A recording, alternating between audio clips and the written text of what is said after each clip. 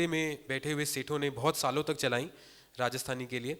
It's also very interesting that the counter movement for Hindi was also spearheaded from possibly Baliganj or Alipur or maybe Bada Bazar at some point of time, who knows. But it was spearheaded by the Marwadis of Calcutta. One of the first, I think, the turning points, or what historians call the turning point, is what they call the establishing of the Gita Press, Gorakhpur में 1920s में कलकत्ता से G.D. Jalan, G.D. Goenka and Hanuman Prasad Poddar, who शायद जिनकी स्मृति में पोद्दार छात्रावास, which is a very famous institution in North Calcutta, was named after.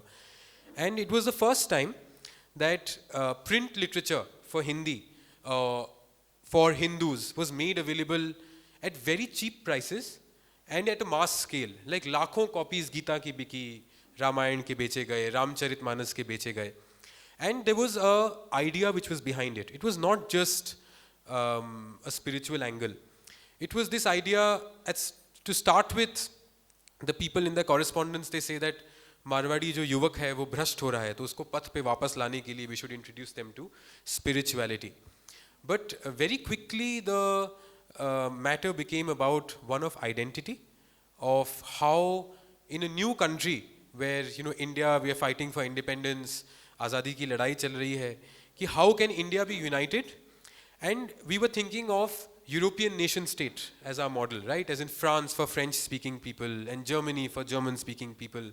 So India has to be united by one language. And the idea was that ये जो एक भाषा है जो एक सूत्र में सबको पिरोएगी, वो भाषा हिंदी बनेगी. And there was this idea that because Islam and Christianity are speaking in one language, the Hindu religion also has to be speaking in one language. So there was this motto that was coined at the turn of the century also, which was called Hindi, Hindu, Hindustan. So this was the kind of milieu in which also the Marwaris from East India were responding. There are any number of institutions which are set up at the call of at the behest of Mahatma Gandhi. जब उन्होंने आह्वान दिया स्वराज का, तो बहुत सारे भारतीय उद्योगपतियों ने संस्थाएं बनाई, कॉलेजेस बनाए.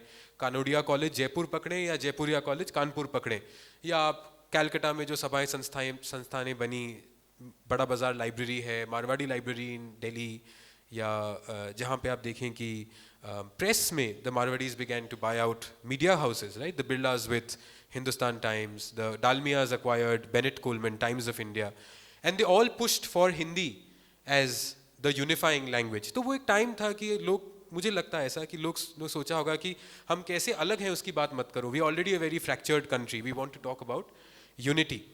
But somewhere in that entire race, there was this idea that once Hindi gets recognized as the official language, बाद में राजस्थानी को हम status दे देंगे. Right now, the numbers of Hindi, we should not reduce it. Let's be united. And then somewhere in the middle, that entire movement kind of peters out, because फिर सारा पैसा हिंदी के पास है, colleges के departments are being focusing on Hindi, and there comes this strange doubt among the people from Rajasthan, particularly the diaspora, कि राजस्थानी हिंदी में ही लिखते हैं क्या, राजस्थानी भाषा है क्या. So this one thing which I think needs to be clarified is that भाषा का लिपि से कोई लेना देना नहीं है, right? The language of script and the language of the issue of language are different issues. Punjabi जो है, पंजाब में हम गुरमुखी में लिखते हैं, पर पाकिस्तान वाले पंजाब में वो शाहमुखी में लिखते हैं. उर्दू की जो लिपि है, पर्सो Arabic, they are writing it in that. The language is the same, it's still Punjabi. Marathi, Nepali और हिंदी की तीनों की लिपि है जो देवनागरी है. Doesn't take away from the fact that they all are different languages. खासी को आजकल शुरू किया है रोमन स्क्रिप्ट में लिखना. They are writing it in the English alphabet because it makes easy for publishing. And they didn't have a written script. Yeah, they didn't have a written script, but doesn't mean that Khasi is not a separate language. Yeah. So we had this tradition of stories, and suddenly we got full of this complex, perhaps, that this is not a language for educated spaces. It's not a language जो शहरी लोग बोलते हैं, तो ये शर्म की बात है कहीं ना कहीं. तो people began to censor themselves. जो हम आज के दिन भोजपुरी के साथ देखते हैं, right? आप घर में बात कर लोगे, लेकिन बाहर जाके आप नहीं बात करना चाहोगे उस भाषा में. So similarly, we got associated with this inferiority complex, which is very intriguing because I can't think of a community which has more capital, financial as well as cultural, and has done less for their language and for their culture. The only other example which one can think of are the Parsis, perhaps, or the Gujaratis, perhaps. but they've been very adamant on sticking on to their cultural inheritance. So this is basically the milieu in which I thought that, okay, it's very interesting to explore these stories. ये कहानियाँ बहुत आम हैं, बहुत सरल हैं. At the same time, they also go very deep. They're also very fundamental to how we understand themselves. They're evergreen. But they also perhaps also push the envelope and ask people that, हमारे पास भी क्या ऐसा कुछ था जो हमने खो दिया आज. So I think that's an interesting question to leave people with. And I always like speaking to students in Calcutta or people in Calcutta, and when they feel that sense of loss and nostalgia, that perhaps tomorrow they'll go and listen to a story which their grandparent has to tell them. Yes. That's a battle half won, whether they read or not. So this, what you said about the connection, that a language has an orality. It has its own music, its own rhythm, its own language, its own soundscape, which is not necessarily limited to the script in which it's written. And this oral tradition is very, very rich in India. And Rajasthan folklore obviously is absolutely, an area one can tap into. One has seen so much of music, for example, or Rajasthani folk music, dancing, the colors, there's a lot of richness and variety. And the stories certainly reflect that. So just to talk briefly about the selection of stories in this book, I personally, when I was reading them, was really sort of quite blown away by the sheer complexity and nuances in the story. One of the most interesting things is there is a lot of layers and paradox. There's hardly anything that's black and white. You see a lot of, even when a character's supposedly villainous, some of the things they say, the way they speak, and the way in which they philosophize leaves you quite sort of astounded that, okay, this person is can think like this in spite of being supposedly the bad person or the villain. So it's very interesting, and the attitudes that the women have, the way they express their reality, the way they are capable of sharply analyzing what is going on, being brutally clear about it, and not having to cover up or pretend that it's not happening. There's a lot of that in the book as well. So can you just tell us, you were telling me that you kind of selected it with an eye on the variety of stories available. Can you just share a little bit of that with the audience? So, Bijji का जो modus operandi था कहानियों को इकट्ठा करने का, it was very simple. He would pay all the women, the working women in his villages, he would pay them a daily wage. कि आप दिन की दिहाड़ी लो, मेरे पास बैठो और आप बस मुझे सुबह से शाम कहानियाँ याद कर करके आप मुझे बताते रहो. Slowly, the nature of memory is कि जितना आप याद करते हो, जितना बताने लगते हो, you go further and further back into the past, your memory improves. So, and then he tapped into the women in his family, he tapped into, तो ये तो कुछ कहानियाँ उन्होंने, बहुत सी कहानियाँ उन्होंने औरतों से इकट्ठा करी. कुछ कहानियाँ उन्होंने व्रत कथाएं ली, जो व्रतों पे या त्योहारों पे सुनाया जाता है. कुछ कहानियाँ उन्होंने ओझा जो होते हैं गांव में, शमैन्स, या जो हु विल, किसी को बुखार आ गया तो ये कथा सुना दो, किसी को सांप ने काटा है तो उसको रात भर उसको जगा के रखना है, right? You can not afford for a person with snake bite to fall asleep, you have to keep him awake, so you will keep him awake with a jagran और अ कथा. सो वो कहानियाँ ले ली.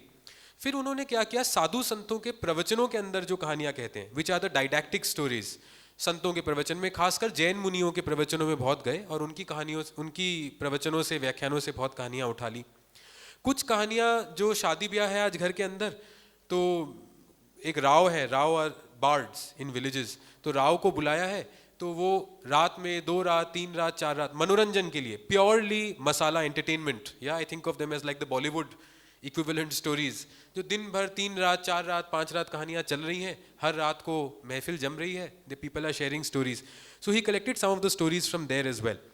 And then there are some stories which are what we call origin myths, कि उस दिन के बाद से तारे आकाश में हैं, या उस दिन से रायका जो है ऊँटों को चरा के घूमते हैं, या उस दिन से गाड़िया लोहारों ने कसम ले ली कि वो कभी एक जगह नहीं रहेंगे. These kind of origin myths, so he collected these origin myths as well. तो मैंने जस्ट ये कोशिश की that all the various types of stories which are there, they should be represented in the collection. और कुछ stories they are classics because they are cited One of these stories, in fact, makes its way into a Supreme Court judgment. The judgment of the Chief Justice of the country, D.Y. Chandrachud, when he struck down Section 377, which and then therefore decriminalized homosexuality. One of these stories is cited in Ruth Vanita's collection, which is called A History of Same-Sex Love in India, जहाँ पे वो महाभारत से शुरू करती हैं, and she talks about transgender issues, or she talks about same-sex love, and she brings it down through the years, whether it is the role of the Hijra in the Mughal court, or Amir Khusro, or it is Sukhandi in the Mahabharat, or then she mentions Bijji's stories as well.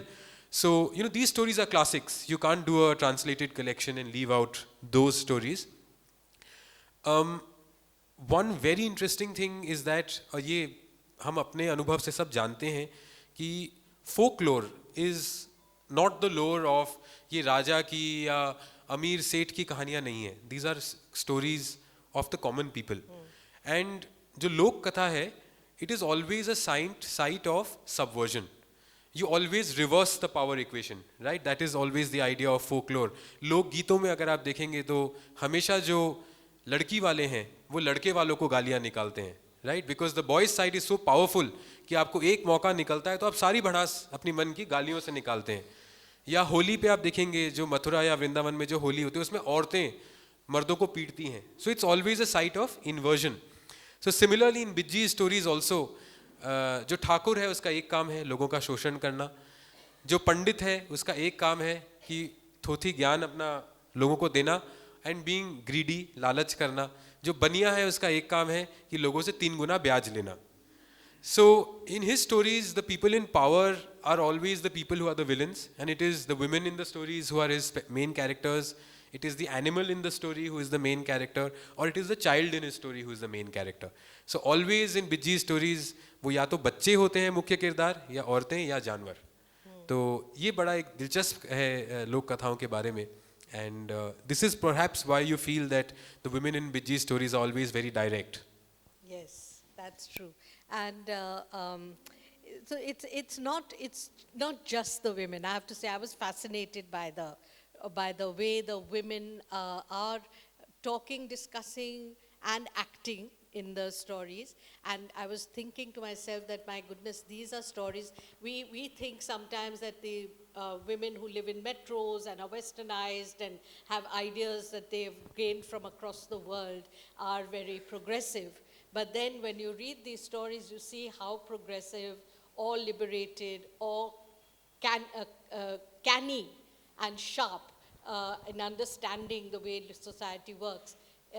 The women have always been, not just the women, but the men and the women, and they've understood things, and in a way which may not always seem obvious to us. So that was fascinating for me. And I was also looking at the way they are very unself-conscious about conventional morality. The things that we are sort of trained to feel that this is the way one must talk. You don't mention these subjects. You don't bring up these things. You cover up a lot of things. But that's not there in these stories. They're kind of an honesty and a sort of brutal, looking it straight in the eye, saying, "ऐसे ही होता है. तुम क्या सोचते हो कि ऐसे नहीं होता है? बिल्कुल ऐसे ही होता है." So that also is there, and that makes it for a very fascinating thing. Is there anything else you want to tell us about either the experience of doing it or what the stories mean to you before we open up to questions? Yes, two very interesting experiences. जब पहली किताब मैंने की, that was supposed to be a children's book, and Penguin got very flustered